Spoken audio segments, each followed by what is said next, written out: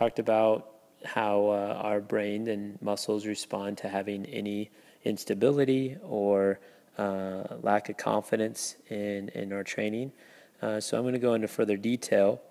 Instability in a joint is due to a lack of proper muscle firing in the first place. So we had certain patterns throughout our childhood or growing up, and that they produce a red flag for me as a coach, because I know that your nervous system isn't going to learn to fire right, and it'll always break down in a negative way your development.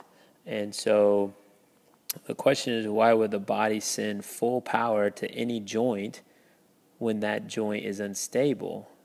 And the answer is it won't. It will shut it off, and then the joints and other things have to take over and take the impact, and it's a downhill cycle from there.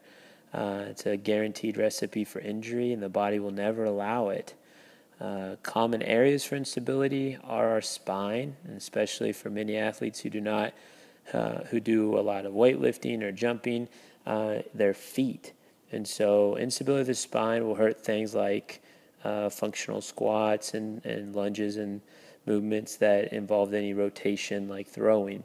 The instability of the feet will hurt jumping and sprinting and running.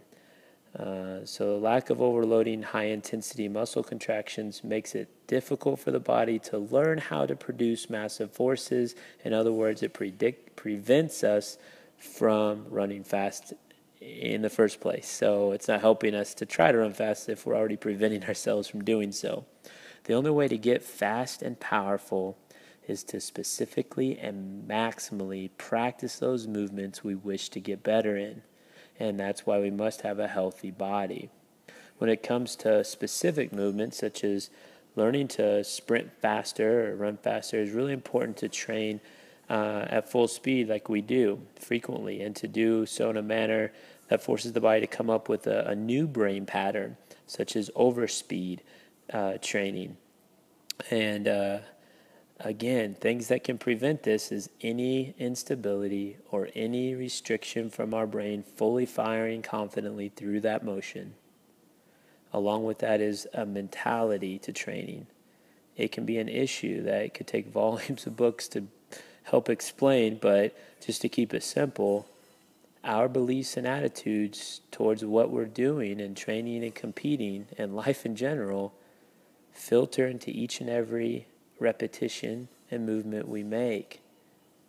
And so if we have a mentality that we're a failure, or we really aren't that strong, or we can't do that, I can't accomplish that, well, we've already made up this concept to be true in our mind, and our nervous system will gladly grant what our mind has already made up. In other words, it will downregulate any power or potential we put through our muscles and our body. That said, when we are training, we are mindfully preparing holistically our bodies. And that's why we need to do specific movements and train them in a high velocity and reflexive way. And we need to connect our body to our central nervous system and eventually get us to be what I would call unconsciously competent. We don't have to think about it. Our mind just already knows to be confident and to press in to what our movement is going to be, and it will turn on versus turn off. So I hope that on your at-home scenario, you find ways of encouragement to press into your best. And in practice, you get a motivation about yourself and an inspiration to press into your best. It might help to have some positive self-talk, and just by saying, yes, I can do this. And it stimulates your brain to subconsciously respond the way we want it to.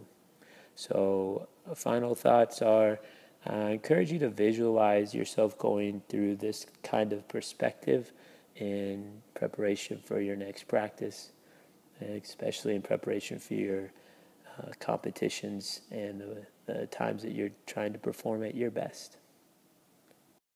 I love you. I care about you. And I hope that you find an internal confidence in yourself that I already have in you.